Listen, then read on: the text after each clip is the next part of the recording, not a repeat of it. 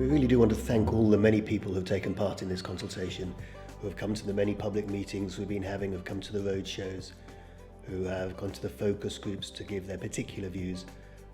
We've been overwhelmed by response by email, by letter, and of course by the proper consultation documentation. And I want to thank all those people for doing that. This is an important consultation. We, as clinicians leading this, believe that we can improve care and save lives by concentrating services onto fewer sites and improve the access to senior consultants through the day and night for those people who are really ill to get good care, while maintaining local services in local hospitals so that always people have care close to home as well. It's an important subject, and we think we can save hundreds of lives by doing this right. But we're aware that many of you have concerns, and we want to hear those and change our plans if we need to address all those concerns.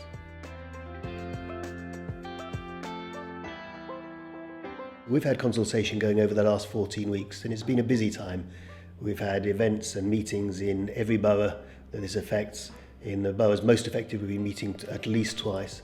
And alongside that, we have a whole series of focus groups, special groups, meeting with interpreters and translators, so that we can make sure that we're hearing from a wide range of people, meeting with clinicians in all of the hospitals, doctors in their surgeries, and many patient groups, Age UK, diabetics, so really understand what the wide range of people that are affected by this feel and understand about this and how to make it better. Alongside all of the meetings, we've been supported by both a website and lots of literature as well.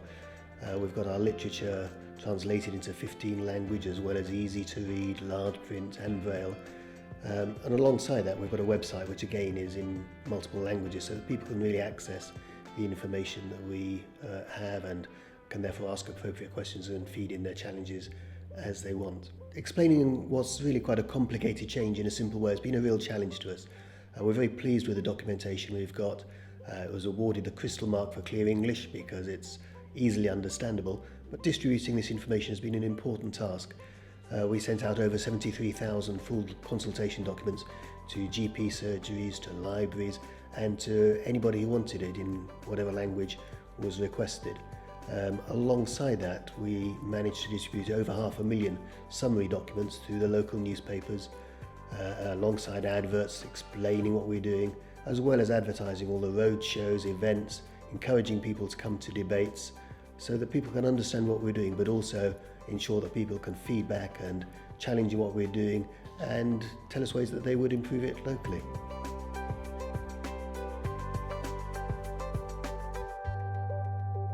Although the formal consultation process has now come to an end, the important work now continues. We're still, of course, listening to people, taking comments and feedback, but all the comments we've had are being collated. They're being given to an independent organisation, Ipsos Mori, who are collating all those responses so that we can consider those in detail.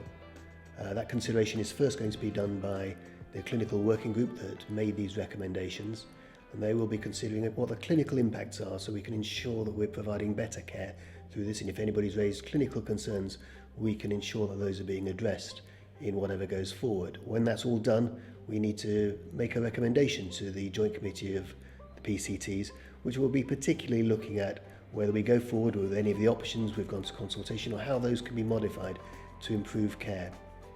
The Joint Committee will be considering all of that information and much more, along with the Equalities Impact Assessment, further travel analysis. Towards the end of spring, they will be looking at all of that information so they can make a decision about what plans we go forward with. So consultation's been busy and very important, and clearly through that time we've been listening to people's concerns, and now we need to address those.